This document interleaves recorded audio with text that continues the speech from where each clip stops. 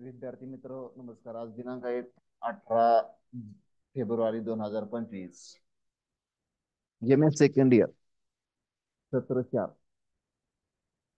आपल्या समोर जो सिलेबस आहे तो NEP 2020 नुसार 2023 साली आपला हा अभ्यासक्रम सुरू झालेला आहे. तर या अभ्यासक्रमामधील सब्जेक्ट टाईप आहे, सब्जेक्ट कोड आहे आणि त्याला असणारे क्रेडिट या संदर्भात तुमच्या समोर माहिती दिलेली आहे. तर एक दोन तीन चार हे जे चार सिरीज दिसते तुम्हाला, मग त्याच्यामध्ये micro economics, economic growth and development आहे, इकॉनॉमिक्स ऑफ एन्व्हायरमेंट आहे आणि इकॉनॉमिक्स ऑफ एन्व्हायरमेंट सेकंड असे जे पेपर आहेत ते तुम्हाला काय कंपल्सरी आहेत. ठीक आहे. तर याच्यामध्ये थेरी किती आहे? तर थेरीला किती आहेत? 14 क्रेडिट हे थेरीला आहेत आणि 8 क्रेडिट हे प्रॅक्टिकल आहेत. म्हणजे टोटल 22 क्रेडिटचा अभ्यासक्रम आहे. तर 8 क्रेडिटचा आपण या ठिकाणी विचार करणार. इकॉनॉमिक्स ऑफ एन्व्हायरमेंट हा कोर्स आहे, कोर बरोबर आहे ना. त्याची तुम्हाला 2 क्रेडिटचा अभ्यास आहे.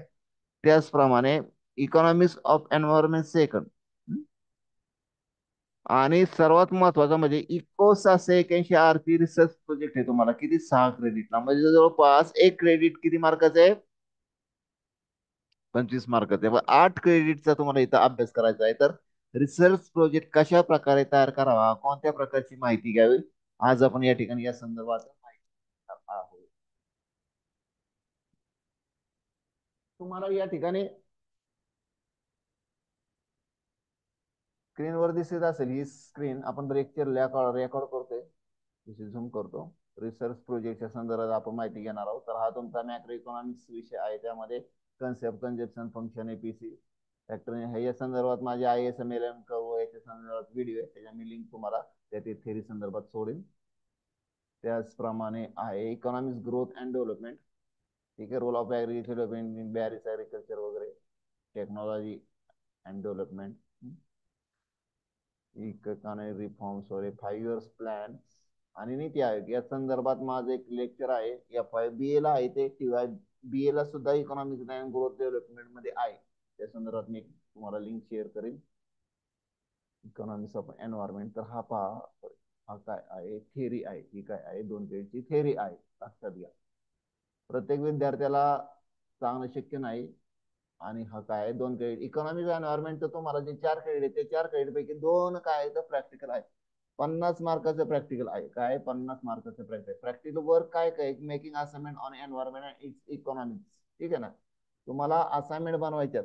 Conducting field visit and collecting the information on effect of environmental degradation and measures to control the degradation. पर्यावरणामध्ये जे बदल आहेत, त्या पर्यावरणाची जी हानी होत आहे त्याच्या संदर्भात तुम्हाला त्या ठिकाणी माहिती घ्यावायची आहे. उदाहरणार्थ preparing A mini project of the work done. ठीक आहे. प्रॅक्टिकल एक्झामिनेशन, इंटरनल असेसमेंट राहणार आहे. प्रॅक्टिकल असेसमेंट राहणार आहे. इंटरनल असेसमेंटला 15 मार्क आहेत आणि प्रॅक्टिकलला असेसमेंटला 35 मार्क आहेत. बरोबर. प्रॅक्टिकल वर्कबुकला 15 मार्क्स आहेत आणि वायवास प्रेझेंटेशनला 35 मार्क आहेत. तर त्या संदर्भात सुद्धा आपण अन्य एक लेक्चर घेणार आहोत. क्वेश्चनरी कशी तयार करायची, क्वेश्चनरीचे प्रकार असतात. क्लोज्ड क्वेश्चनरी, ओपन क्वेश्चनरी, आपण त्या ठिकाणी त्याचा वापर करणार आहोत. पब्लिक पॉलिसी आहे. त्यानंतर पुढे तो आहे तो ह्याच्यापैकी तुम्हाला एक निवडायचं. इलेक्टिव्ह कोर्सेस आहे, अर्बन इकॉनॉमी आहे. इकॉनॉमेट्रिक्स हा विषय आहे. Meaning of economic structure, economic data crossing वगैरे, आपण रिग्रेशन मॉडेल्स वगैरे, quantity qualitative data, time series data काय आहे. त्यानंतर रिसर्च प्रोजेक्ट. ठीक आहे. आता रिसर्च प्रोजेक्ट संदर्भात जर आपण विचार केला तर ह्याची काय object? To enable understanding research and its method under various areas of the economics. Second objective आहे to demonstrate the practical and the applied aspects of research in relation to economics. Course outcome दिलेले आहेत. तर पहा, आता आपल्याला या ठिकाणी त्यांनी एक टेंटेटिव्ह फॉर्मॅट दिलेलं आहे प्रोजेक्टच्या संदर्भात. बरोबर आहे ना. आपण काय करूया, ते कॉपी करून घेऊया किंवा याच्या सहाय्याने आपण याची माहिती घेऊया.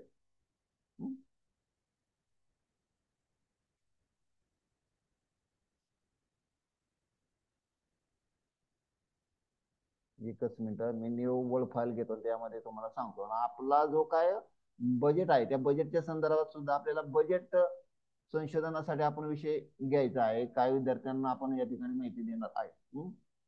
तर बजेटच्या संदर्भात तुम्हाला संशोधन कसं करता येईल, बजेटचे कोणकोणते प्रकार आहेत किंवा त्याच्यावर कोणत्या याच्यामध्ये किती प्रमाणात निधी देण्यात आलेला आहे याचा सुद्धा आपल्याला अभ्यास करायचा आहे.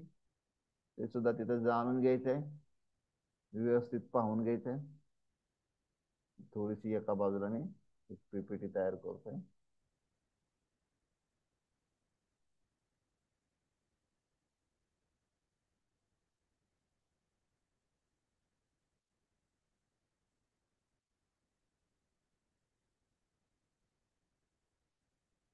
ठीक आहे.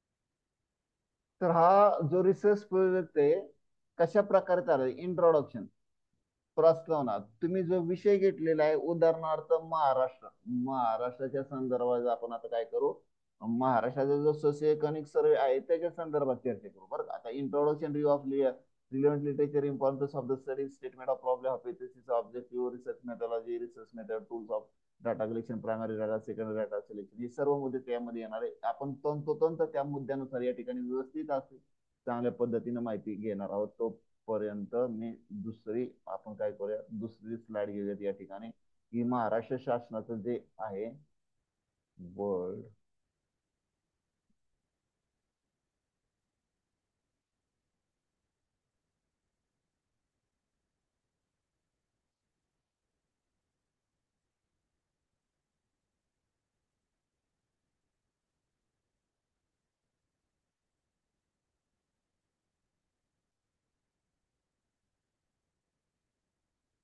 युनियन बजेट ESR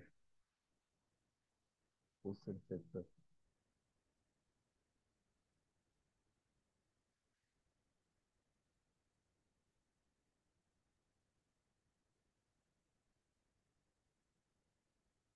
तर ठीक आहे, या ठिकाणी आपल्याला महाराष्ट्र शासनाचं जे काय सोशल इकॉनॉमिक सर्वे आहे व इकॉनॉमिक सर्वे ऑफ महाराष्ट्र 2022-23 या संदर्भात आपल्याला याच्यामधील माहिती काय करायचे, सर्च करायचे आहे. तर सोशल सेक्टरचा जर अभ्यास आपण केला, इंट्रोडक्शन, आता बघा संशोधन प्रोजेक्ट तयार करतोय, तर प्रोजेक्ट तयार करत असताना इंट्रोडक्शन मध्ये काय येणार की सदर अभ्यासासाठी महाराष्ट्र शासनाचा काय, महाराष्ट्र म्हणजे महाराष्ट्राचा जो काय सोशिओ इकॉनॉमिक सर्वे याच्या अनुषंगाने Maharashtra economic survey of Maharashtra 2022-2013, तर हा याच्यानुसार आपण काय करणार आहोत, एका विशिष्ट काय विशिष्ट सेक्टरचा आपण या ठिकाणी अभ्यास करणार आहोत असं त्या प्रस्तावनामध्ये लिहिले. म्हणजे सदर संशोधनामध्ये महाराष्ट्र शासनाच्या सोशिओ इकॉनॉमिक सर्वे मधील सर्वे 2022-23 मधील जे काय सामाजिक क्षेत्र आहे, सोशल सेक्टर आहे, त्या सोशल सेक्टरच्या संदर्भात या ठिकाणी अभ्यास करण्यात आलेला आहे. ठीक आहे ना. मग पुढचा जो मुद्दा आहे, मग टायटल आहे, मग टायटल काय, social economic survey of Maharashtra. तेव्हा सोशल सर्व्हिस सेक्टर मधील काय सोशल सेक्टरचा अभ्यास या ठिकाणी करण्यात आलेला आहे. टायटल मी सांगतो नंतर कसं. तर पहा, आता इथं एज्युकेशन आणि सोशल सेक्टर, सामाजिक क्षेत्रामध्ये काय काय येतं, एज्युकेशन सेक्टर येतं. मग एज्युकेशन सेक्टर मित्रांनो महत्वाचे म्हणजे काय, नॅशनल एज्युकेशन पॉलिसी संदर्भात त्यांनी या ठिकाणी काय दिलेली इथं माहिती दिलेली आहे. काय आहे की हायर एज्युकेशन कसं असेल किंवा खालचं एज्युकेशन कसं असेल 5वी ते 12वी पर्यंत. मग आपल्याला अभ्यासाचे काय की बाबा, various education program are implemented in the state for primary education, some important indicator of primary, काय पहिले ते 5वी and upper primary 6 to 8 class पर्यंत education are given in tape, म्हणजे पहिली ते 5वी आणि 6वी ते 8वी पर्यंत जे काय एज्युकेशन दिलेलं आहे त्याची इथं संख्या दिलेली, बरोबर आहे ना. आपल्याला अभ्यास काय करायचा आहे म्हणजे भारतामध्ये महाराष्ट्रामधील काय, महाराष्ट्रामधील सोशल सेक्टर, काय सामाजिक क्षेत्रामध्ये जे काय एज्युकेशन सिस्टम आहे, शिक्षण व्यवस्था आहे, त्या शिक्षण व्यवस्थेला अनुसरून 2019-20, 2020-21, 21-22 मध्ये, बरोबर आहे ना. याच्यामध्ये शिक्षण घेणाऱ्या काय विद्यार्थ्यांची माहिती अभ्यासायची, त्यांना देण्यात येणार शिक्षणाच्या सोयी सुविधा. आता पहा, report number of the school imparting primary schools, म्हणजे 2019-20 साली एवढे काय होते, 1,06,491 काय होते शाळा होत्या. त्यानंतर 1,06,338, म्हणजे हे प्रमाण कमी झालेले. हा, इथं सुद्धा हे कमी झालेले, बरोबर आहे ना. म्हणजे 19-20 आणि 20-21 आणि 21-22 या 3 कालावधीमध्ये हे जे प्रमाण आहे ते काय आहे, कमी झालेले. आता हे जर पर्सेंटेज इन रूरल एरिया 72.2%, म्हणजे हे ग्रामीण भागामध्ये जास्त होतं. कधी 19-20 ला, 20-21 ला हे 77.1 होतं, 75.8% होतं. आता density of school division for state 10 kilometre क्षेत्रामध्ये जे प्रायमरी जी काय डेन्सिटी होती, बरोबर आहे ना, 10 किलोमीटर, 10 किलोमीटरचं क्षेत्र ठेवलं होतं. त्या 10 किलोमीटर क्षेत्रामध्ये काय की प्रायमरी प्रायमरी स्कूल किती होत्या, 3.2% होत्या. इथं 3 म्हणजे हे प्रमाण काय झालेलं आहे, सारखंच राहिलेलं आहे. म्हणजे 5वी ते 10वी आणि 6वी ते 8वीचं हे शाळांचं प्रमाण आहे ग्रामीण भागामध्ये अशा प्रमाणात दिसून येतं. आपल्याला ते तिथं मांडायचंय, बरोबर आहे ना. आपण फक्त मध्ये चर्चा काय करतोय की आपण फक्त या ठिकाणी जो विषय घेतलेला आहे काय, सोशल काय सोशल सेक्टर, म्हणजे काय सामाजिक क्षेत्राचा अभ्यास, त्यामध्ये एज्युकेशन. एज्युकेशन मध्ये काय झाली, एज्युकेशनच्या जी काही गुणवत्ता आहे, जी काही क्वालिटी, त्यामध्ये वाढ झाली का, विद्यार्थ्यांची वाढ झाली का, विद्यार्थ्यांची कमी झाली, शाळांची संख्या कमी झाली का, बरोबर आहे. हे सुद्धा आपल्याला इथं अभ्यास आहे. पण इकॉनॉमिक्स मध्ये मित्रांनो या ठिकाणी काय आकडेवारीला खूप महत्व असतो. याच्यामध्ये आपण काय करतोय, 3 ह्याचा अभ्यास करतो. एकच मिनिट हा. आता importance of study, statement of a problem, बरोबर आहे ना. असे हे काही मुद्दे आहेत, त्यांना अनुसरून आपण पुढे जाणार आहोत. 1 मिनिट. आता रिव्ह्यू ऑफ लिटरेचर, बरोबर आहे. रिव्ह्यू ऑफ लिटरेचर म्हणजे काय की बाबा यापूर्वी या विषयाचे अनुसरून कुठलं संशोधन झालेलं आहे काय, मग त्याच्यामध्ये काय निष्कर्ष काढले गेले, काय ऑब्जेक्टिव्ह होती, याचा आपल्याला या ठिकाणी आधार घेऊन आपलं संशोधन याच्यापेक्षा वेगळं काय असेल आपलं, असं त्या ठिकाणी त्याला मांडायचं. ठीक आहे ना.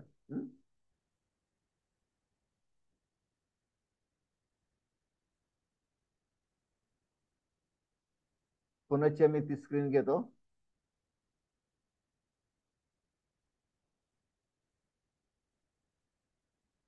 ठीक आहे,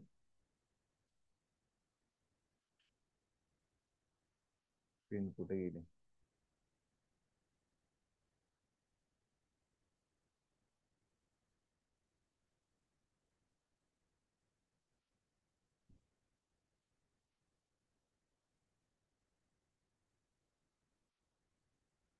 तर पहा, आता इथं आपण म्हणतो, आपण एका बाजूला संशोधन म्हणजे रिसर्च प्रोजेक्ट कसा तयार करायचा, इंट्रोडक्शन मध्ये तुम्हाला समजलं असेल, रिव्ह्यू ऑफ लिटरेचर मध्ये तुम्हाला समजलं असेल, इम्पॉर्टन्स ऑफ द स्टडी.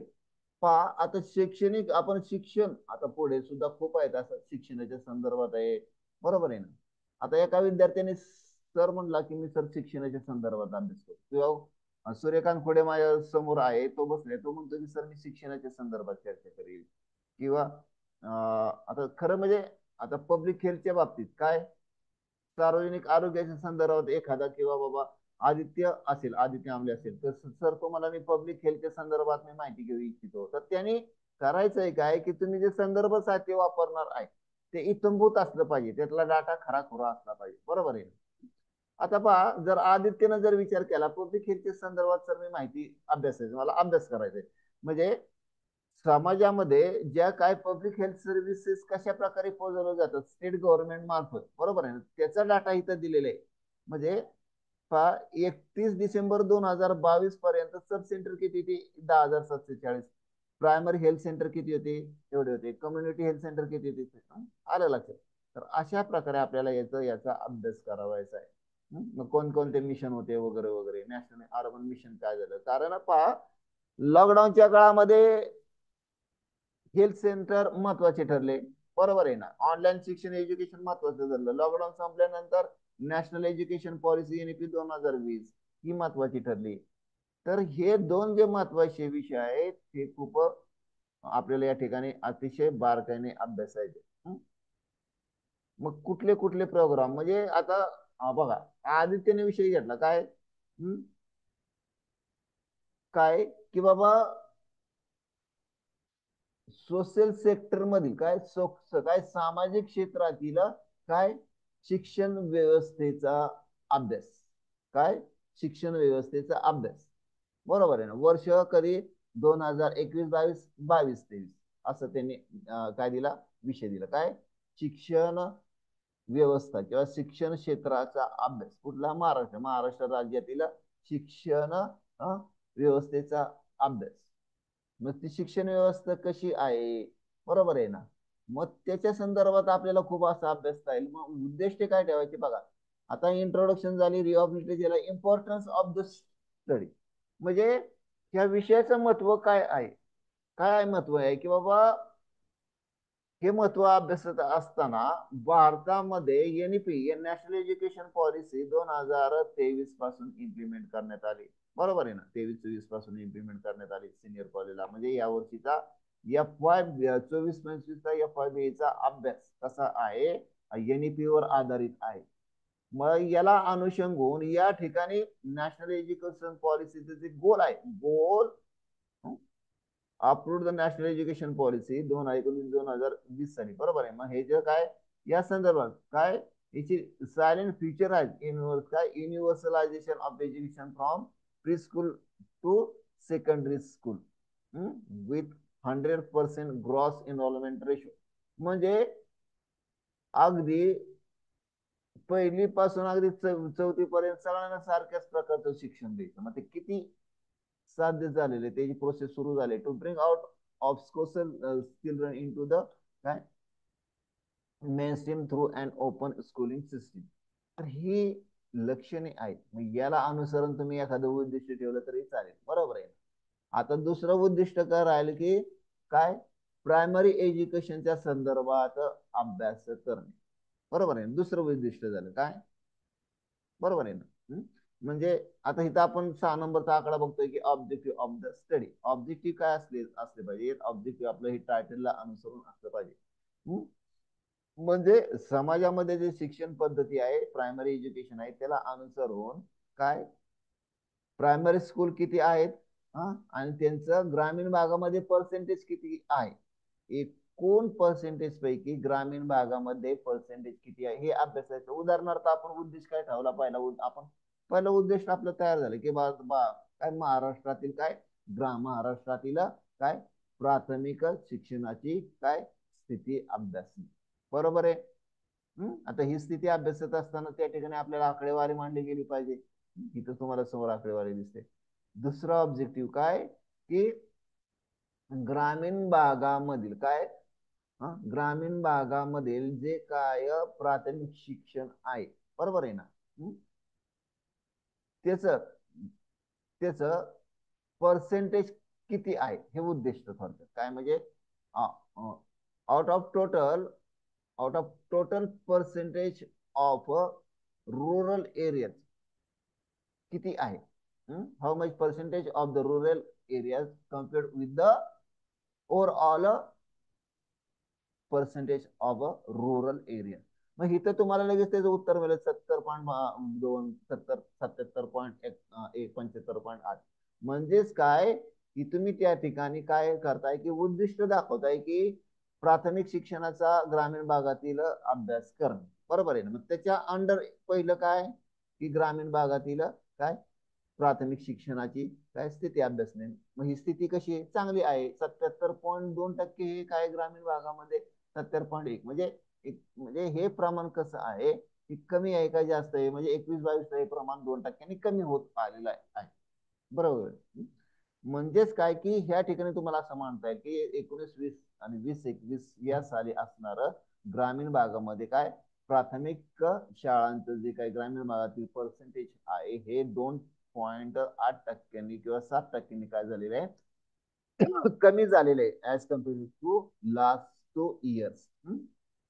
तर डेन्सिटी ऑफ स्कूलिंग वगैरे हे तुम्ही तिथं असे तुमचं तुम्ही काय करायचं त्या ठिकाणी उद्दिष्ट ठेवायचं. मला सांगायचं तात्पर्य असं आहे की तुम्हाला विद्यापीठानुसार जो प्रोजेक्ट तयार करायचा त्या प्रोजेक्टनुसार तुमचं इंट्रोडक्शन काय असलं पाहिजे, रिव्ह्यू ऑफ लिटरेचर काय असला पाहिजे, इम्पॉर्टन्स ऑफ द स्टडी काय असला पाहिजे, स्टेटमेंट ऑफ द प्रॉब्लेम. बरोबर आहे. स्टेटमेंट ऑफ इकॉनॉमिक्स मध्ये कोणती एक समस्या आहे त्या समस्येला अनुसरून त्या ठिकाणी संशोधन केलं जातं. आता पहा आपल्या देशाचा, आता आपण थोडस सोशल सेक्टरचं झालं, आता आपण पॉप्युलेशनचं बघूया. हा, आपल्या देशाची लोकसंख्या ही काय आहे, अधिक आहे. बरोबर आहे ना. पॉप्युलेशन पॉप्युलेशन 19 नंबरला पेज आहे ते. आपण डायरेक्ट पॉप्युलेशन जाऊ. आता पॉप्युलेशनच्या संदर्भात आता एखाद्या विद्यार्थीने घेतला की बाबा दुसरी एक विद्यार्थिनी, दुसरं कोण आहे, मुलगी आहे खरी, तनया चव्हाण. ठीक आहे, तनया चव्हाणला तिनं सरस घेतला की महाराष्ट्रातील काय लोकसंख्येचा अभ्यास. बरोबर आहे ना. महाराष्ट्रीय लोकसंख्येचा अभ्यास अभ्यास करताना तिनं हा एक रिपोर्ट आहे. बरोबर आहे ना.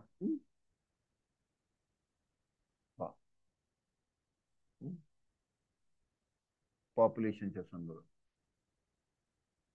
मग पॉप्युलेशनच्या संदर्भात तिनं अभ्यास करताना या ठिकाणी तिनं अभ्यासलं गेलं पाहिजे की बाबा मागील काय 1951 पासून 2011 पर्यंत लोकसंख्या कशा प्रकारे वाढलेली आहे याचा तिनं अभ्यास करायचा. सांगायचं तात्पर्य की अशा प्रकारे तुम्ही या ठिकाणी काय करू शकता, अभ्यास करू शकता. आता रिसर्च मेथॉलॉजी, रिसर्च मेथॉलॉजी काय, संशोधनाची पद्धत काय आहे, रिसर्च मेथड कोणती वापरणार आहे तुम्ही. हा, म्हणजे शास्त्र आपण जी पद्धत वापरतो ही काय आपण सोशल सायन्स मध्ये पद्धत वापरतो. आणि tools of data collection, primary data collection आणि सेकंडरी डाटा कलेक्शन. बरोबर आहे ना. आता हा आपल्या समोर जे काय हा जो सोशिओ इकॉनॉमिक सर्वे आहे हा काय आहे, हा द्वितीय स्त्रोत आहे. बरोबर, ही लिखित साहित्य आहे. आता प्राथमिक स्त्रोतामध्ये प्रायमरी डाटामध्ये काय येतं, प्रायमरी डाटामध्ये काय येतं आपण एक मिनिट आपण शेअर करूया दुसरी स्क्रीन.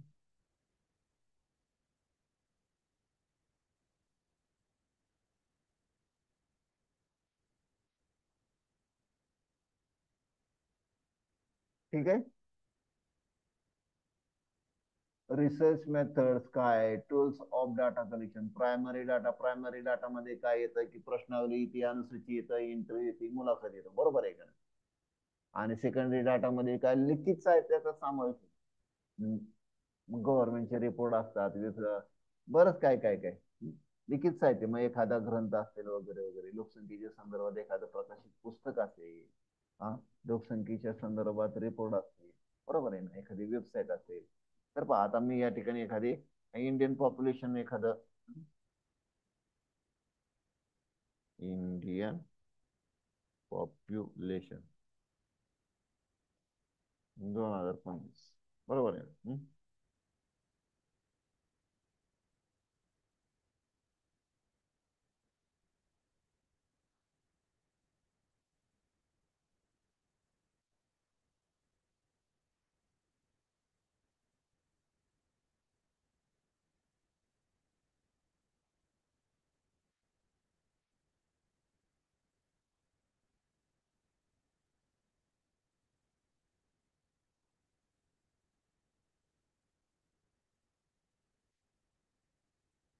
आता स्क्रीन शेअर करतो. आपण पॉप्युलेशनचे आपल्याला आहे ना हे असे ओघळ वरच्यावर संशोधनामध्ये डायरेक्ट उतरायच्या अगोदर आपल्याला ओघळ चर्चा होणं गरजेचं आहे. म्हणजे विविध विषय, जसं मग आपण काय घेतला की आरोग्याच्या संदर्भात घेतला, त्याचप्रमाणे आपण शिक्षणाच्या संदर्भात घेतला, आपण आता पॉप्युलेशनच्या संदर्भात, कारण ह्या आपल्या समस्या आहेत. चांगलं शिक्षण पाहिजे, लोकसंख्या तर कमी झाली पाहिजे, आरोग्यविषयक सुविधा पाहिजे, हे इकॉनॉमिक्स मध्ये मित्रांनो आताच्या सद्यस्थितीत काय आहे, समस्या आहेत. 2025 मध्ये लोकसंख्या 146 कोटी होण्याची शक्यता, हा एक रिपोर्ट आहे दिव्य दैनिक मराठी. बरं, जनगणना पुढील वर्षी सुरू होईल आणि 2026 सुरुवातीला संपेल असं त्यांचा रिपोर्ट आहे. म्हणजेच काय की तुम्हाला या ठिकाणी अशी माहिती किंवा वृत्तपत्र, वर्तमान वगैरे याच्या सहाय्याने काय करणं, जमा करणं आवश्यक आहे. महाराष्ट्र जनसंख्या, हे पॉप्युलेशन सेन्सस 2011, ठीक आहे का नाही, पॉप्युलेशन सेन्सस 2000. आता हा एक रिपोर्ट आहे जनगणना, म्हणजे महाराष्ट्रामध्ये जे लिंग गुणोत्तर आहे ते किती आहे, 929 आहे 2025 साली. 1000 पुरुषांपासून आहे, 229 आहे स्त्रियांचं प्रमाण आहे. साक्षरतेच्या संदर्भात जर विचार केला तर 82.34% साक्षरता आहे. आलं लक्षात. तर याची तुम्हाला आकडेवारी दिसेल. महाराष्ट्राचे जर हिंदू, मुस्लिम, जैन, शिवरण वगैरे, तर तुम्ही अशा प्रकारे तिथे माहिती घेऊ शकता.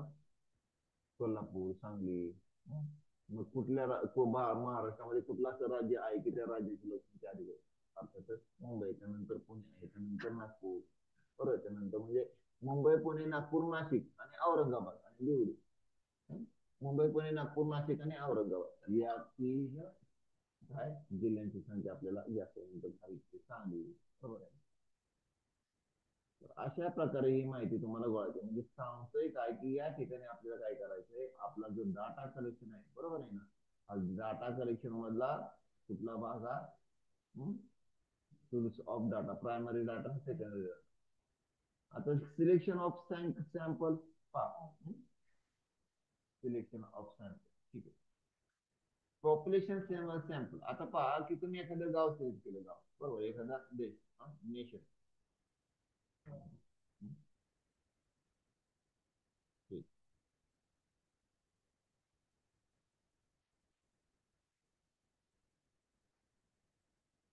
म्हणजे कोटा पद्धत म्हणतो आपण, काय म्हणतो कोटा, सॅम्पल सिलेक्शन,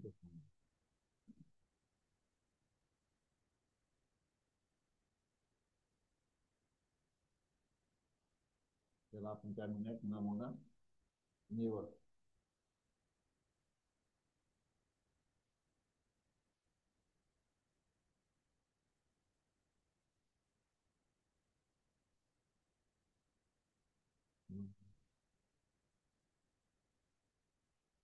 म्हणजे याच्यामध्ये पहा,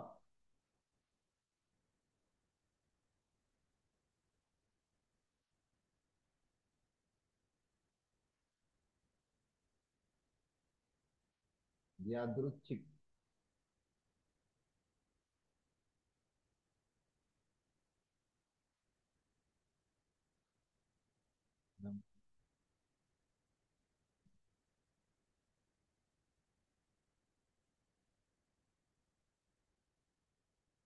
किंवा संभाव्यता.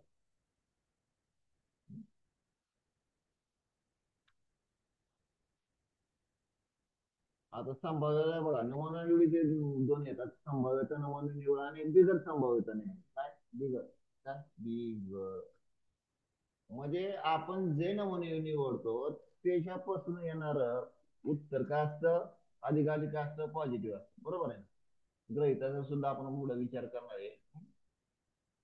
नॉट झिरो, नॉट वन, म्हणजे M1 आणि M2 असं आपण M0 आणि M1, ठीक आहे.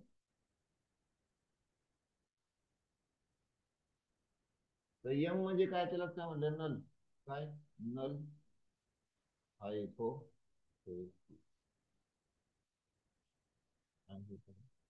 काय काय नल हायपोथेसिस. मी असं म्हणलं की बाबा, आता आपण पहिला नमुना निवडतो बघूया, संभाव्यता नमुना, संभाव्य नमुना निवडीमध्ये मित्रांनो रिझल्ट हे कसे येतात, पॉझिटिव्ह येतात, सकारात्मक येतात.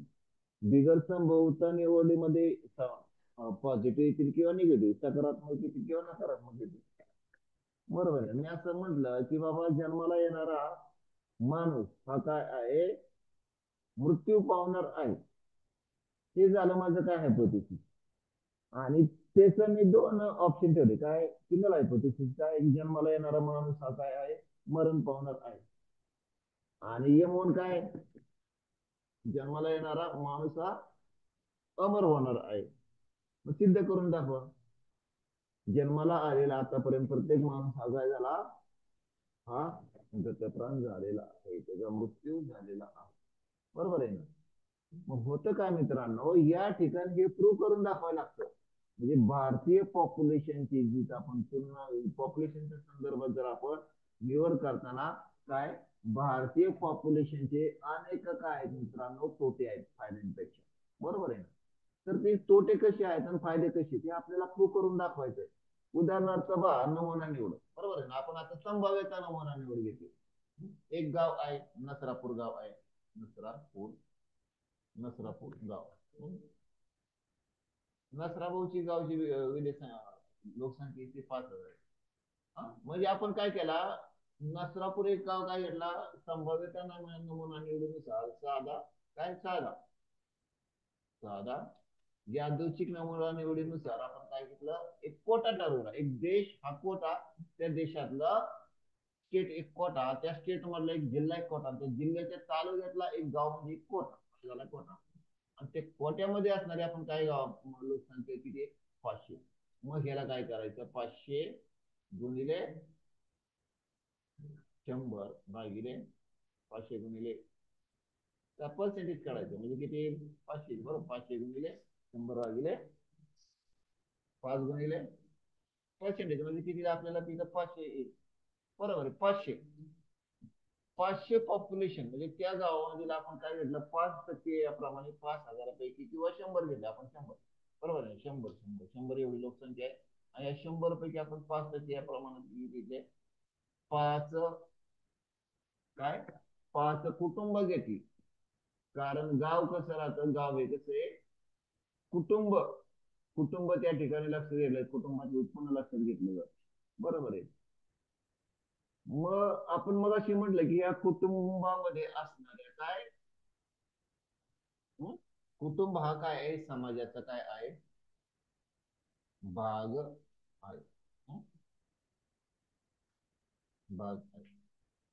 मग समजा की या पहिला जो प्रश्न, या कुटुंबाचे नाव काय, कृष्ण. बरोबर, आपण नमुना निवड करतोय. नमुना निवड, नमुना निवडीमध्ये आपण काय यादृच्छिक नमुना, संभाव्यता यादृच्छिक, साधा यादृच्छिक नमुना निवड, कोटा पद्धत यानुसार काय केलं आपण, 5 प्रमाणे निवडले. ठीक आहे. हे झाला नमुना निवडीचा प्रकार. बरोबर आहे. 5 कुटुंब निवडलेली आहेत. हा, डाटा कलेक्शन मध्ये जाणार कुठं मग आपण, बरोबर आहे ना. आपण इथं मग आपण काय म्हणतो की डाटा कलेक्शन करतो आपण, सर आपण त्या ठिकाणी माहितीचं primary data collection, secondary data collection. Primary data मध्ये काय केली जाते, माहिती ही प्रत्यक्ष मुलाखतीद्वारे घेतली जाते, अनुसूचीद्वारे घेतली जाते, किंवा काय क्वेश्चनरी तयार करून, प्रश्नावली तयार करून घेतली जाते. आता पहा, तुमचं नमुना म्हणजे तथ्य संकलित करीत असताना आपल्याला जवळचा पर्याय काय, संबंधित काय संशोधनासाठी लागणारा काळ हा पूर्ण करण्यासाठी महत्वाचा असतो. गाव आहे, तुम्ही गावातच राहत असाल तर तुम्ही काय करू शकता, 5 जणांची व्यवस्थित त्या कुटुंबाची माहिती प्रश्नावली तयार करून त्यांच्याकडून ती माहिती गोळा करून घेऊ शकता. आता विषय काय आपल्या नसरापूर गावामधील काय, सामाजिक आर्थिक हा बाबींचा अभ्यास करणे. बरोबर आहे. सामाजिक आर्थिक बाबींचा अभ्यास करणे हा आपला काय विषय आहे. तर याच अनुसरून आपण काय करणार, प्रश्नावली त्या ठिकाणी तयार करणार. म्हणजे कुटुंबाचं नाव, कुटुंब प्रमुखाचं, कुटुंब प्रमुखाचं नाव. बरोबर आहे ना. कुटुंबाचा घर क्रमांक ग्रामपंचायतीने दिलेला असतो. हा? कुटुंब प्रमुखाचे उत्पन्न. बरोबर आहे. कुटुंब प्रमुखाचे उत्पन्नाचे स्रोत. कुटुंब प्रमुखाच्या परिवारामधील काय, मेल असतील, स्त्री असतील, पुरुष असतील, किंवा शिक्षण घेणाऱ्यांचे प्रमाण, उच्च शिक्षण घेणाऱ्यांचे प्रमाण वगैरे हे सगळं. आणि कुटुंबाचे काय, कुटुंबाला असणारे पाण्याची सोय असेल, आरोग्याची सोय असेल, दळणवळणाचं माध्यम असेल, स्वतःची गाडी वगैरे, असे अनेक प्रश्न तिथे तयार करायचे. बरोबर. असे 5 कुटुंब घ्या, 10 कुटुंब घ्या, त्या प्रमाणात त्यांची ती माहिती अभ्यास. म्हणजे एका बाजूला आपण त्यांचा काय, मनुष्य विकास निर्देशन सुद्धा अभ्यास, त्या गावामध्ये असलेल्या सुविधांचा सुद्धा अभ्यास करतो. तर ही पर्यंत आपण माहिती संकलन व्यवस्थित करू शकतो. आजच्या या व्याख्यानामध्ये तुम्हाला बऱ्यापैकी काही समजणं असेल. ठीक आहे. हं? तर असा हा एक थोडक्यात काय आहे आपला हा जो विषय आहे त्या विषया संदर्भात काय आहे आपली चर्चा. हं? पुढील तासाला आणि हे मी ऑनलाईन शेअर करणार आहे तुम्हाला.